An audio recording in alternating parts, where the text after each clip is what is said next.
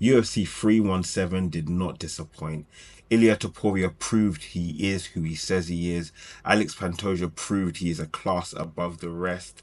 Guys, I'm excited for this one. Let's get straight into it, covering the main event. Ilia Topuria, as I mentioned, proved who he says he is, finishing Charles Oliveira in the first round as he predicted. And man, Ilia is entering into uncharted territory. You think about his last three fights and how he has finished Alex Volkanovski, Max Holloway, and now Charles Oliveira.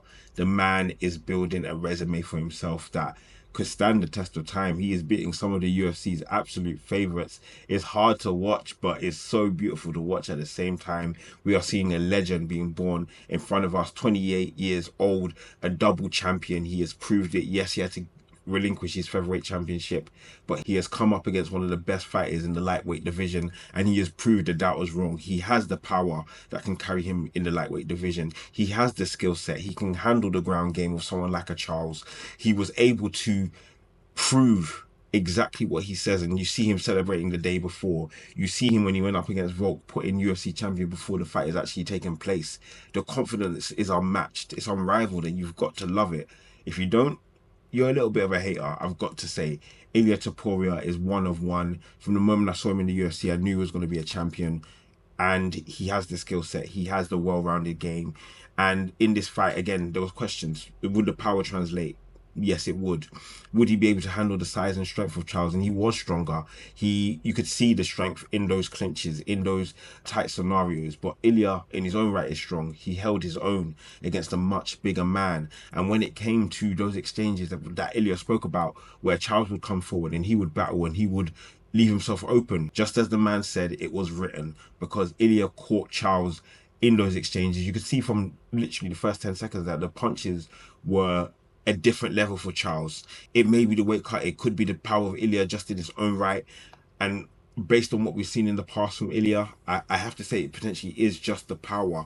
We've seen Charles go up against the likes of Dustin and Justin, and they didn't do this to him. They did not do this to him. Yes, they caught him. Yes, they rocked him. They didn't take him out like Ilia did, out cold. First taking him out with the right, then the left, then two finishing blows. It was hard to watch. It was very, very hard to watch. Someone who loves Charles Oliveira, at one point was my favorite UFC fighter. It was very hard to watch. Very exciting fighter, but he's coming up against, I believe, a master tactician. I believe someone who puts in the work and the time to study his opponents and find the ways he can beat them within his striking, and probably one of the best boxers in the UFC. Yes, he is smaller than the majority of the division, but at low center of gravity, the way he puts his whole body into his punches is beautiful. It's absolutely beautiful. Ilia showed he is one of the best in the absolute world. And I mean, what can you say? 28, double champion. Man, he's on an absolute tear. What's next for him? Well, he kind of set sights on Paddy Pimblett. The whole rivalry is there. Again, watch that from beginning to where we are now, 3 years later. These were two up-and-coming fighters, unranked. And now you see them angling for a title fight between the two of them. And the reason that they're going to do it is because it's the biggest money fight outside of the Islam fight that Topuria can make, and he knows chasing Islam is going to be very, very tough. Moving up to welterweight is going to be very, very tough. But the fight against Paddy, he sees a path for victory there. Paddy sees a path of victory against Ilia as well, but I truly do believe that Ilia sees a path of victory against Paddy. He sees another spectacular knockout. Paddy isn't the best on the feet. Yes, he has improved a tremendous amount, but he's still not to the level of an Ilia, I believe, and he is hoping that he will catch Paddy. Paddy, again, on the ground, is one of the best. He's a savant. He's a submission machine. But Ilia, again, on the ground, can hold his own. It's going to be a very, very interesting fight if that is to happen next. Word on the street is it will be Paddy versus Justin Gaethje. I have my thoughts and opinions on that. I would be saying that Paddy is my favorite in this time being.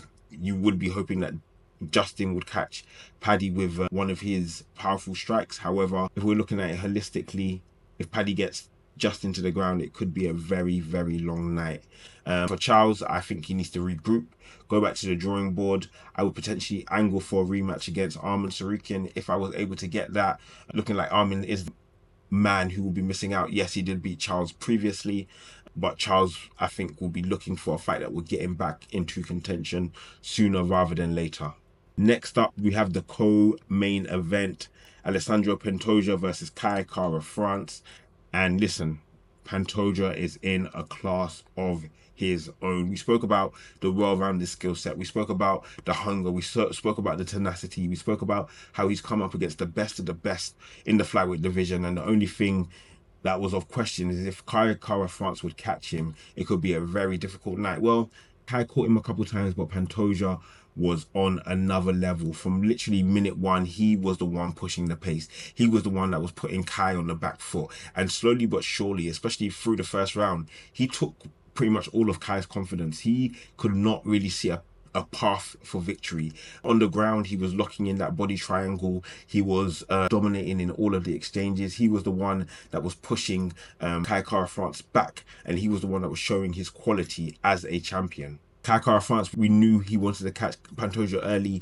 The longer the fight went on, the worse it was for Kai Kara France, especially with Pantoja up in his conditioning. His cardio was much better. He paced himself very, very well. He didn't look tired at all. It almost seemed like he had a hunger about himself in this fight. While Kai Kara France seemed to fight from a place of fear and pressure, it looked like Pantoja was fighting from a place of, I'm going to prove to you why I'm the champion. I'm going to prove to you why I'm the best. I'm not scared of your power. I'm not scared to come forward. And the techniques he was using was absolutely brilliant. Pretty much each and every round he was getting Kai down. Not only was he getting him down, but on the feet as well. He was dominating him. You can see by the control time there, over 7 minutes of control time. An absolute clinic. It wasn't a boring fight. Pantoja was not scared to fight on the feet. But when he did get him down and when Kai was weak, he did lock in that rear naked choke. A brilliant execution by the champion, taking Kai Kara France out, leaving him out cold. It was brutal. It was, difficult to see as someone who does like Kai Kara France, but Pantoja has been on a run, and each fight he gets better. Each fight he grows, and I believe is one of the best pound for pound fighters in the world. He has put the flyweights in a different limelight and is backed up by his next opponent. But my goodness, Pantoja is in a class of his own. The Brazilian is showing why he is where he is. In my pound for pound ranking, for me, he's top 5. He's done it time and time again against the best in his division. This is his 4th title defense, and he will be going on from strength to strength. But when we talk about what is next for Pantoja, there is only one natural conclusion. It was announced after Pantoja retained that he will be going up against Joshua Van. And guys, what a fight. What an absolute war. Brandon Royval versus Joshua Van. Again, I spoke about it. I had made no bones about it. I wanted Joshua Van to win. He was the man that I wanted to win. I would love the young up-and-coming fighter, 23 years old. I love his skill set. Predominantly a boxer, short, crisp fighting, more of a counter puncher, always looking for the opportunity to strike not only fast but with power as well. And in this fight you can see the absolute amazing work rate from both men. The speed that was on display, the striking that was on display, not even one takedown was actually performed. And if you love the striking element of MMA, the wars of MMA, this is the fight you want to watch. Brandon Royval, again, hats off to him. Number 1 going up against number 12, short notice fight. He didn't have to take it. I mean, he kind of did, because the UFC probably would have made him take it. But he took it, and he was more than game. He does leave himself open for strikes against someone like Joshua Van, who strikes with speed, with power, with precision. It's very, very difficult to overcome that, because when he was catching him, even though Brandon Royval was firing off more shots, Joshua Van was more accurate. He was coming through with a number of significant strikes. His all-round game was brilliant, and one of the best in-fight adjustments I saw was the use of that leg kick in the 3rd round was absolutely sensational. Absolutely sensational. Brandon Royval, who was looking to push the pace, who was looking to use his reach advantage, was continuously stopped by Joshua Van and that leg kick. And that also opened up his striking game when it came to attacking the body and attacking the head. He was absolutely on fire. Brandon Royval, again, was more than game. He was catching Joshua Van as well. Brandon Royval did not, show himself up in this fight. Yes, he did lose against the lower ranked opponent, but this is, I think, the next generation of the flyweight division. He has a game that is exciting. He will be tested when he goes up against Pantoja in terms of his ground game. How good is it? Because Pantoja, as much as he will enjoy striking, if Joshua Van shows this quality of striking against him, Pantoja will have no problem taking him to the ground and testing his ground game. But we have a new #1 contender in the flyweight division. His name is Joshua Van, and we are going to be in store for an absolutely amazing flyweight championship fight the next time we see Joshua Van against Alexandre Pantoja. Next up, Beneil Dariush versus Renato Moicano. This was a fight which we spoke about. Both men needed a victory desperately, had been on really good win streaks in their own right, and had now experienced a couple of losses which they needed to bounce back from. Specifically, Dariush, who hadn't won in a couple of years, was looking to bounce back, and bounce back is what he did. He started this fight very, very strong. He was peppering Moicano with a number of kicks, and he showed that he was better in the stand-up. Moicano did look a little bit out of sorts. However, towards the end of the first round, he ended up dropping Dariush very, very effectively, and it looked like he had a path to victory in the second round. However, in the second round, Dariush dominated with his grappling, showed he was better again on the feet and on the ground. It looked like Moicano was gassed out. He couldn't compete against the high-level grappling of Dariush, and it didn't look like he had enough to fight off the takedowns. He fought off one, he fought off two, he fought off three, but by the fifth, there's not much more you can do, and Dariush dominated in that respect.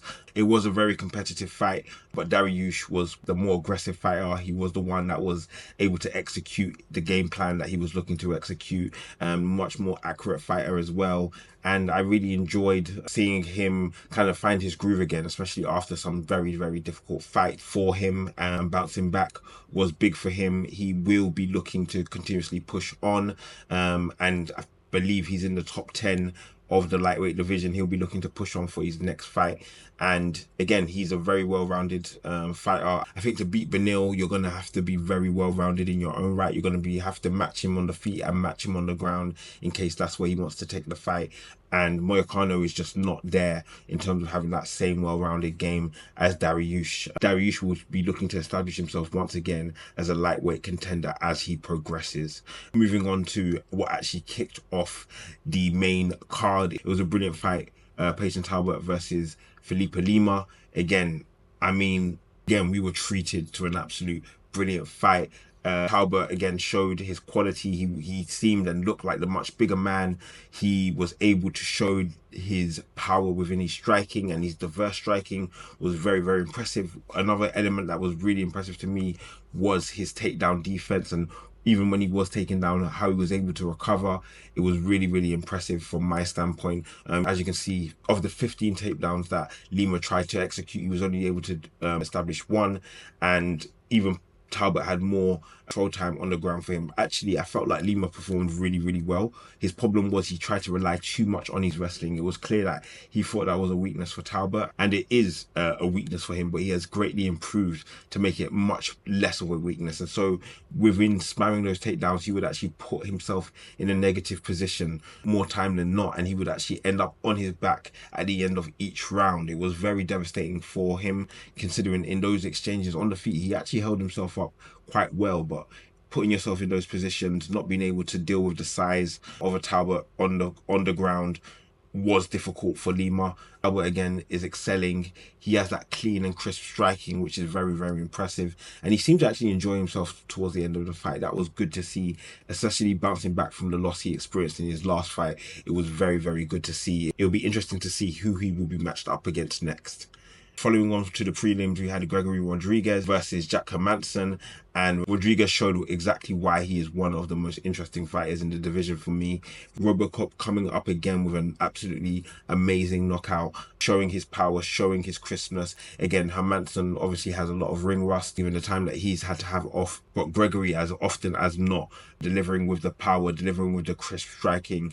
I always enjoy his fights in the UFC, and again, this is a big victory for him, a big name, and one that will see him progress himself up the division, no doubt. Delgado again was a brilliant performance. It was a short-lived fight, but Delgado was impressive. Then the knockout for Emil would have been very, very devastating for him. He now has one loss on his record, but Delgado was crisp. The striking was there. The knee up the middle was exactly what was required, and Emil, while he did protest that knockout, can't really have many complaints. He just needs to protect himself better, find The undefeated streak would have given him the confidence to go forward. However, he potentially needed to limit the amount of exposure he gave, because collecting a knee right up the middle was not ideal for Emil. He will bounce back, but Delgado, I think, has a lot of potential in the featherweight division. He's quite big for the division, and I really do think he has some of the tools that can help him make him a name in that division. But we will wait and see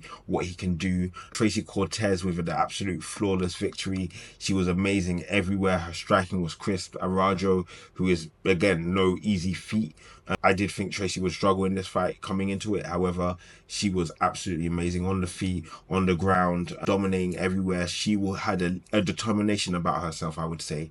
She had a little bit of a meanness about herself. I know these two were chirping in the octagon, but Tracy was vicious with her ground and pound, didn't just sit on Arujo. She delivered a number of devastating strikes to her, things that were very uncomfortable, and she showed her class, and she showed why she has a lot of potential in the women's flyweight division. She has a well-rounded game. I believe she's training with a skill set and a style that will really benefit for her. Again, she's someone that I believe on the ground is very, very proficient, can do a really good job, but it's really good to see her striking coming along. It's good to see her trusting in her hands, and I do believe if she continues on this track, she will put herself in a position to be fighting against the top 5 sooner rather than later. Terence McKinney back in the win column. Brilliant victory for him. He's exactly where he needs to be. Again, this wasn't going to be an easy fight for T-Rex on the feet, so he took it to the ground, established himself on the ground, and delivered the guillotine. A victory for him. Another first round finish for him. He is one of the most exciting fighters in the UFC. I do want to see him put on track to climb up the division. I do think he has a skill set. I do think he's actually aligned himself as well, and he's actually corrected some of the issues that we saw with his fight IQ earlier in his career. Beautiful victory for T-Rex, and we'll hopefully see him soon. Quickly touching on the prelims, we had Jacoby Smith, who got the victory against Nico Price, won it by submission. Brilliant victory for himself against someone like Nico Price, who isn't an easy feat at all. So it will be interesting to see how Jacoby Smith improves in the future, but I do have high hopes for him. And then Denise versus Hein in the heavyweight division. Fairly innocuous fight for me. Denise, I think, has a skill set that can potentially take him further, and so we will be keeping an eye out on him in the heavyweight division. Guys, hopefully you've enjoyed this video. Let me know your thoughts, likes, and opinions. Highlight for me, Ilia Topuria knocking out Charles Oliveira. Brilliant knockout by the 2 division champion. Well, more than well deserved. The brilliant victory by Pantoja, cementing himself as an absolute beast in the flyweight division and one of the best pound for pound. And the blossoming of a new star in Joshua Van, who's proved today he deserves to fight against the best in the flyweight division. Guys, again, hopefully you like and comment. Guys, again, hopefully you like, comment, and subscribe. I'll catch you soon. It's been EDA. Peace.